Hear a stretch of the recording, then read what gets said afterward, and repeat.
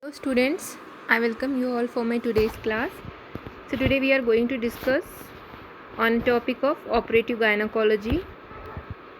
So before starting the operative gynecology, we must be familiar with the procedures like how to perform a surgery, and before performing surgery what are the procedures like pre-operative, intraoperative and the post-operative periods, what and all care should be taken. So peri-operative management composes the care in the pre, intra and the post-operative period. So how to take care of a patient in the pre-operative, intraoperative and the post-operative periods. So the decision to operate and whether it should be emergency or electively, emergency surgery is there or elective surgery is there, this is also very important. So decision making to operate or not is also very important, and that's why we should for the beginners they should be familiar with the basic principles of operative gynecology. So the ultimate objective of surgery, what is the ultimate objective of surgery? It is to cure the ailment and to arrive at a diagnosis if it is done for the diagnostic purposes.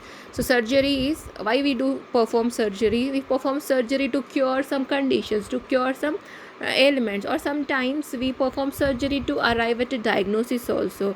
If you are going for a diagnostic purposes like diagnostic laparotomy, like any other procedures which we are going for the diagnosis. So it is of two types, whether it is one type is for curative purpose, another is for the diagnostic purpose.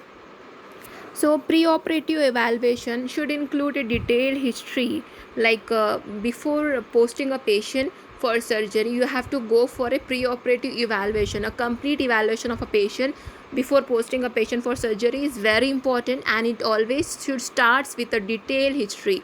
Detailed history is must before posting a patient for any surgery. It includes the general history, medical history and surgical history, and a complete physical examination and lab investigation is also mandatory. BMI is recorded for the assessment of nutritional status. Past records of illnesses or surgery should be evaluated. An anesthesiologist should see the patient preoperatively. You can call the anesthetist also to go for so that he can evaluate the patient before posting for the surgery.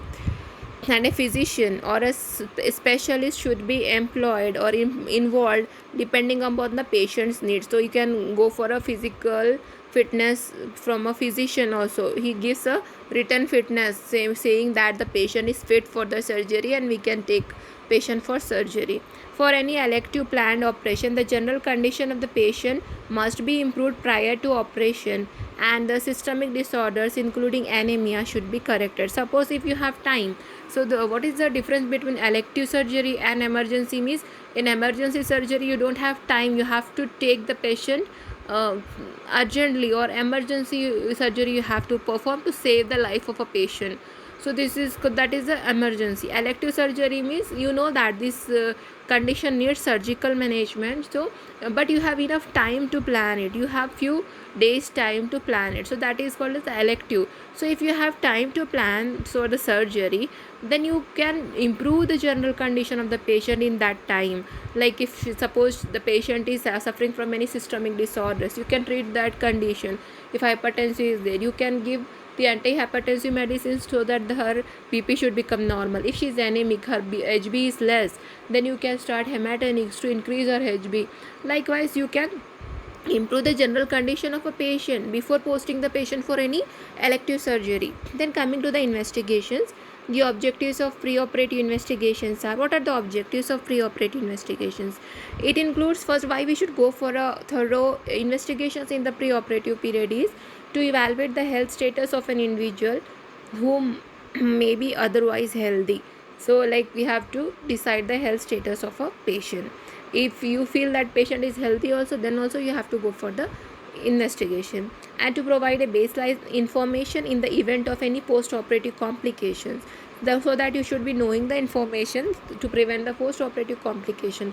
If in that case, you must be knowing the history of a patient, and to assess the severity of the pre-existing medical disorders that need further attention. If suppose she is suffering from any medical disorders, how severe that condition is, so that is to be noted, so that it if it needs further attention, then it can be known. The investigation should preferably be done prior to admission. So before admitting the patient for surgery, all the investigation should be done in the OPD level itself. First you have to send patient, evaluate medical history, then investigation, everything should be get ready, then you can ask patient for the admission. The rationale of preoperative investigations. Any major gynecological surgery involves the anesthesia, blood loss, and disturbances in the major organ function like CVS and respiratory. The purpose of preoperative investigation is to assess the individual's physiological reserve and the ability to withstand the surgical stress. So, what are the routine investigations for a major surgery? Some few routine investigations are there, which is called as the surgical profile, especially in cases of blood. Few investigations are compulsory before posting the patient for any major surgery. Like first is the blood investigation. It includes estimation of HB, hemoglobin, hematocrit, total and differential leukocyte count, TC, DC, platelet count, blood grouping, and cross matching are done. Then other blood investigations includes the liver function test, renal function test, serum electrolytes, blood sugar in the aged woman or in any complicated cases. Then urine routine and microscopic is done for protein, sugar, cast and pus cells. If pus cells are more than 5, then culture sensitivity is required. The chest X-ray and ECG for an otherwise healthy individual below the age of 40, these are not essential, but the woman above 40 years of age should preferably have the chest X-ray, ECG and the serum electrolyte analysis. If there is any history of systemic disorders, then relevant investigation should be carried out accordingly. Like relevant investigation, for example, in echocardiography, coagulation profile should be done as indicated. Suppose if patient is suffering from any heart problems or any hypertensive cases, you can go for echo and coagulation profile also. Special investigations appropriate to some lesions such as VVF, malignancy has been mentioned in all, like whatever the things, if she is suffering from any disease, so related investigation is to be advised. And one more important investigation is the test for HIV and HBsAg to protect the surgical staff. Screening for hepatitis B virus in high risk group is necessary. The screening for HIV antibodies should be done following patient's counseling and the permission. So HIV HBsAg is also must. Then admission. When to admit the patient? The patient is to be admitted on the day or 1 or 2 days prior to operation. So if patient is healthy, everything is there, so 1 or 2 days before posting the patient for surgery, you can ask patient to get admitted. Special cases needs earlier admission. Suppose if hypertension is there or some other problems are there which needs treatment in hospital, then you can admit the patient even earlier also. So why you should admit the patient 1 to 2 days before the surgery is? During this period you can go for the re-evaluation of the case and examination by anesthetist should be done. So even if you post the patient, if you admit the patient before posting the case, then anesthetist can also come and go for his examination. And one more thing is you can re-evaluate the case also. Then preoperative workup. Enquiry should be made about the details of the medical or surgical history, anemia, diabetes, hypertension, tuberculosis, urinary problems, kidney, liver diseases, jaundice, asthma, malignant diseases, drug allergy, corticosteroid therapy, any infection, HIV or medication used are to be noted. Next is about the benefits of preoperative evaluation are decrease surgical morbidity, reduce preoperative delay or cancellation of surgery, optimize baseline health status, organize plan of anesthesia. So these are the benefits of preoperative evaluation. Now coming to the preoperative counseling and the informed consent. Preoperative discussion between a doctor and a patient should be in general terms. It should remove the patient's anxiety and fear for operation. So anxiety of the patient is to be removed. And pamphlets are useful as only a few patients can recollect the verbal discussion. So you have to explain the patient. If you, with the help of pamphlets also, you can explain the patient about the surgery. The following should be explained to her. What and all the things we should explain to the patient is the diagnosis of the abnormality, what her condition is, what's her diagnosis, the nature of the operation and its modification depending on the findings during operation, which type of operation you are going to perform, that you should explain to the patient, the likelihood of success of the surgery. You have to say the probability of the success, like this mostly this is 80% success, mostly the surgery is 80% successful in almost all the patient, but 20% of failure chances are also there, like that you have to explain to the patient. The risks and complications of surgery. See, this may occur, bleeding may occur, anything may occur. So you have to explain the patient about the risk and complications of the surgery also. Alternative forms of treatment available, if any, you have to explain. Like instead of surgery you can go for some other methods also, that also you have to explain. Informed consent must be in writing and in a prescribed pro forma. So the informed consent, that consent form is will be there, so you have to take signature of a patient. So in always informed consent should be taken in a signature, or you can say in a writing it should be taken. Prognosis if the treatment is refused. Consent should be voluntary and without any coercion. So patient should give consent. You should not force patient for the consent for the surgery. Consent form must be signed by the patient and the physician. So consent form is to be signed by both the patient as well as the doctor. Then coming to the diet, the light diet is given in the previous evening and nothing in the morning. That is nil by mouth. You can nil by mouth. NBM you can say it as nil by mouth. In the morning of the day of operation, nothing by mouth for at least 8 hours before the surgery is ideal, so that the stomach is empty at the time of anesthesia. For that's why you have to advise come in NBM, that is nil by mouth, minimum 8 hours prior to the surgery, and she can take a light food in the previous night, and nothing is to be taken in the morning. See, no breakfast is to be given. The next preparation of the bowel, a cleansing enema is commonly given in the evening before the operation. So one day before, like in the night, you can advise the enema also to the patient. Rigorous bowel preparation is not routinely required unless bowel surgery is expected.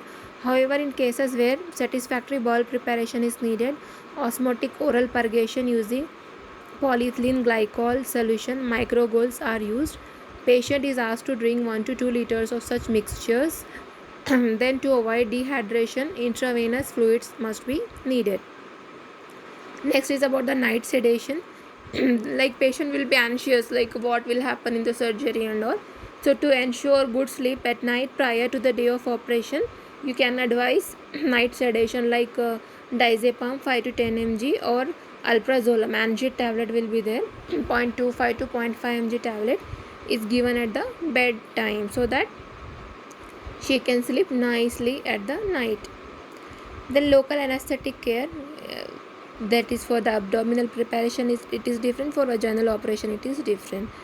Abdominal preparation, routine shaving of the operative area before surgery is not recommended. Hair clipping reduces the rate of wound infection. Cleaning of the operative area with soap and water is generally done by the patient. The surgical prepared area should extend from the inferior rib cage to the mid thigh. The abdomen is cleaned with a 5-minute scrub using povidone iodine solution before surgery. So this is called as the part preparation. So the part where we have to perform surgery is to be prepared prior to taking the patient for the surgery. For vaginal operation, the vaginal preparation including clipping of the pubic hairs or even shaving of the pubic hairs up to the middle of both the thighs, it is to be done.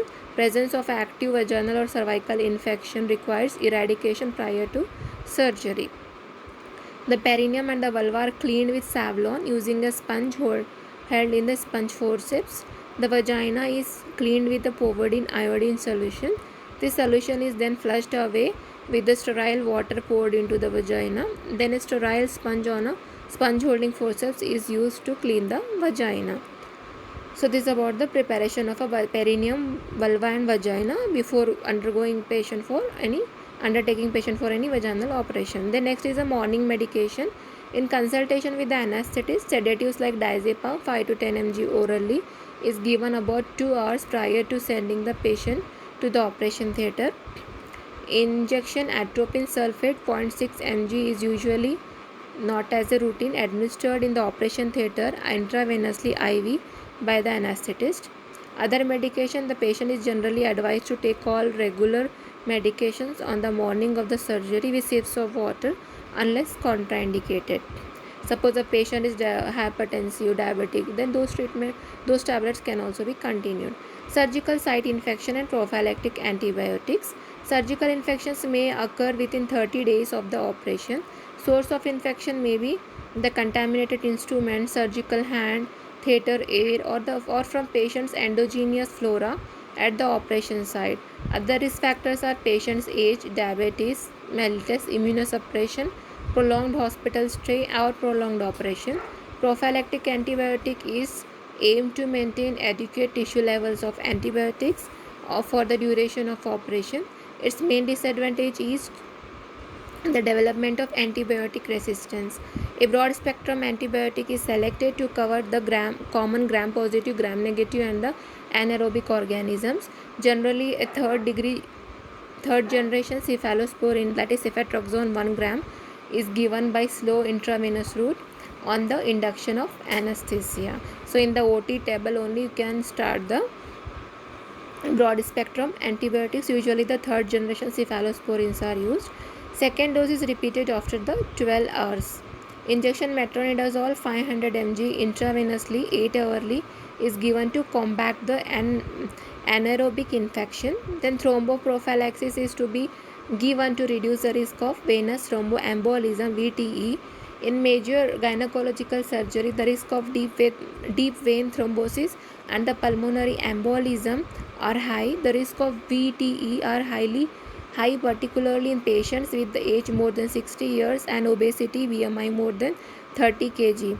Positive family and personal history, APL syndrome, severe infection, active cancer, prolonged immobility, and thrombophilia, etc. So you can use the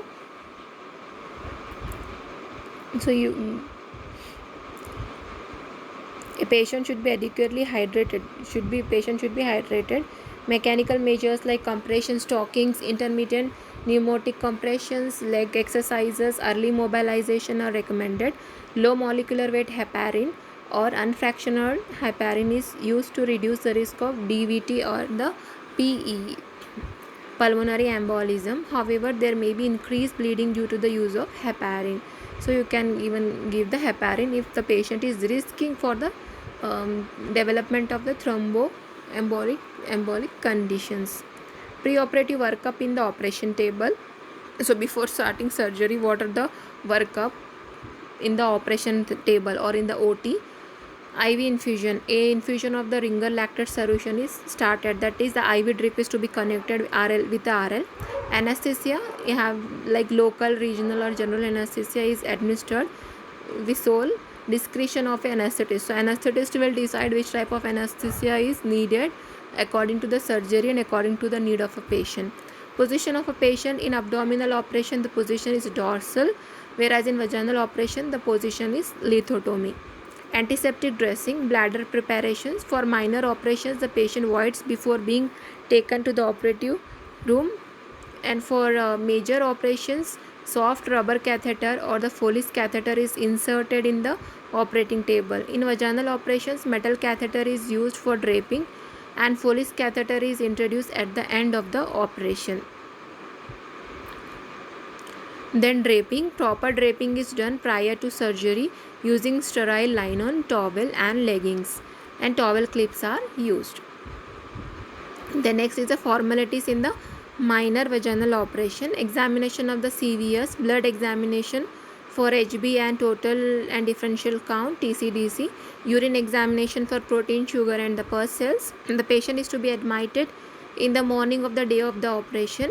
Oral feeding is to be withheld for at least 8 hours prior to surgery. Vulval cleaning is only done. The patient is asked to pass urine before entering the operation theatre. Anesthesia, lithotomy position and antiseptic dressing. Painting of the vulva, antiseptic painting of the vulva and vagina, draping, examination under anesthesia. Then day surgery, it includes selected surgical procedures where the patients are admitted, operated and discharged on the same day. The operation should not be unduly complex or time consuming. Patients are screened beforehand. Benefits of the day surgery are increased patient turnover, reduced hospital stay, reduced inpatient workload and reduced concomitant cost, least disturbances of the patient's daily work. Assessment of the suitability for daycare surgery is important. After operation, the patient should be seen both by the surgeon and the anesthetist. Before the discharge, follow-up procedures, analgesia and the availability of emergency services are explained to the patients. So common gynecological day surgery cases are D&C, dilatation and curettage, D&E, termination of pregnancy, biopsy procedures, examination under anesthesia, endoscopic procedures like diagnostic hysteroscopy, laparoscopic sterilization process, over and drilling diathermy, and transcervical resection or ablation of the endometrium.